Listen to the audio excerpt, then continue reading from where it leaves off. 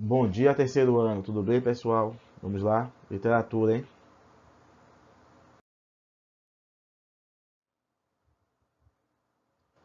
Hoje vamos estudar o Barroco, né? Um assunto que no primeiro ano pega muita gente tem imensa dificuldade em entender Barroco.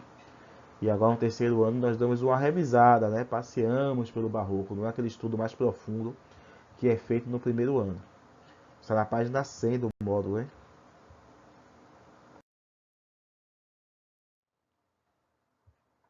Vamos entender primeiro o contexto do Barroco, né? O Barroco é um período da literatura que é marcado pelo uso exagerado de figuras de linguagem e de pensamento, pela produção de textos literários chamados de agudos ou cultismo. Isso aqui é interessante, pessoal, porque antigamente as escolas literárias já utilizavam alguma dificuldade, já utilizavam a linguagem mais rebuscada.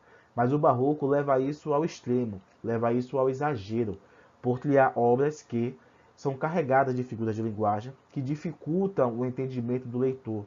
Uma obra que era voltada para um público que tivesse uma certa cultura para compreender, por isso chamado de cultismo. Dentro do barroco nós temos duas características, o conceptismo e o cultismo.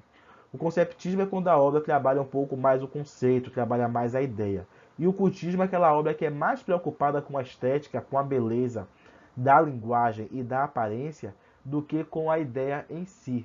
E na maioria das vezes a obra do barroco é carregada de cultismo, em que o autor se preocupa com o uso das palavras, com o jogo das palavras, com a elaboração de versos difíceis de compreender e estrofes complexas, com o objetivo de gerar certa dificuldade e elevando assim o nível da linguagem e a exigência de capacidade do leitor daquela obra.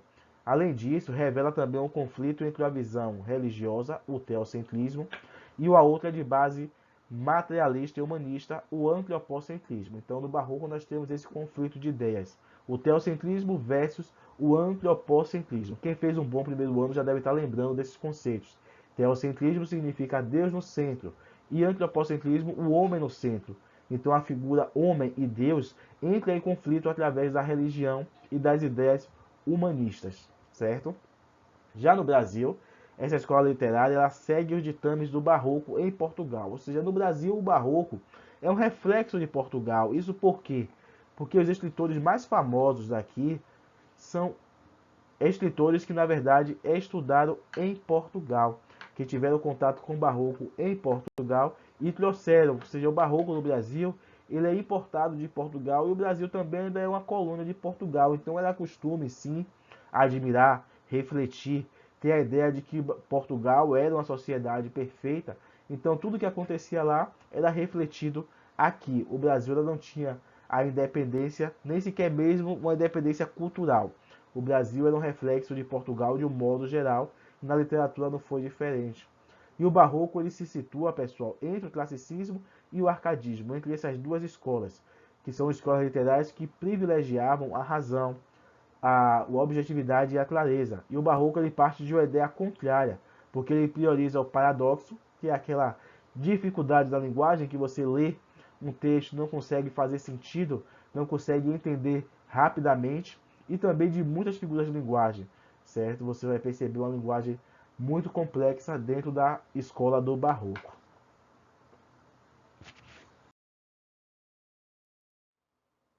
O barroco em Portugal, ele começa em 1580 e se estende até 1756. Como é o barroco em Portugal?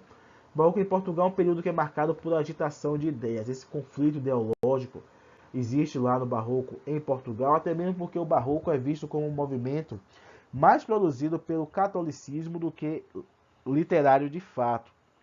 O objetivo do barroco também é entrar em conflito justamente com a questão daquela revolução que está ocorrendo entre o antropocentrismo e o teocentrismo, né? Então ele tem uma tendência religiosa muito forte, certo? E também se discute diversos pontos dentro do barroco, a questão da política, da economia, também é muito forte em Portugal.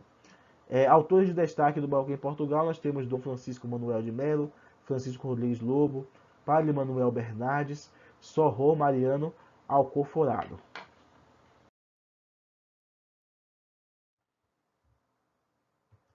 E no Brasil, como foi o Barroco no Brasil? O Barroco no Brasil foi um movimento que teve poucas produções de destaque. As características foram reflexo do movimento em Portugal. Isso porque, como foi dito, o Brasil ainda não tinha uma identidade cultural, uma identidade social e literária definida. Então, o que acontecia lá em Portugal era refletido aqui no Brasil. O Brasil era muito ligado a Portugal. Então, todas aquelas características que nós vimos em Portugal, como jogo de ideias, cultismo, conceptismo, paradoxos, figuras de linguagem de um modo geral, antropocentrismo versus teocentrismo, tudo isso vai existir no Barroco no Brasil também. Então, tudo que se estudou e que se sabe do Barroco em Portugal é refletido no Brasil de alguma forma, certo? E temos poucas obras de destaque, mas vale a pena ressaltar que Bento Teixeira, por exemplo, foi o autor da primeira obra do Barroco brasileiro, a Prosopopeia. Também temos Manuel Botelho de Oliveira, que foi autor de Música do Parnaso. E aí nós chegamos a Gregório de Matos. É importante ressaltar também, pessoal, que o Barroco no Brasil ocorreu principalmente no Nordeste. É um movimento literário que ocorre muito no Nordeste, tá bom? E também em Minas Gerais. Gregório de Matos, pessoal, ele se tornou o autor mais conhecido do período. Quando se fala de Barroco no Brasil, as pessoas já associam a Gregório de Matos. Isso porque ele escreveu a obra, compôs obra do gênero satírico e também a lírica amorosa. No gênero satírico, ele ganhou muito destaque por ter coragem de falar sobre coisas que existiam na sociedade baiana, que é um autor baiano, vale ressaltar também que Gregório de Matos era baiano, e ele fazia críticas severas a diversas camadas de certa importância na sociedade baiana. E por isso ele recebeu o apelido de Boca do Inferno e foi mandado para fora do país como uma forma de exílio. Ele foi exilado fora do país. E a permissão para que ele retornasse foi mediante ele não pisar os pés novamente na Bahia e também não escrever mais obras satíricas. Então, Gregório de Matos é o autor de destaque dentro do Barroco no Brasil. Além dele, nós temos o Padre Antônio Vieira, que também teve sua vida marcada por diversas situações que envolveram a Inquisição e o Santo Ofício, tá bom?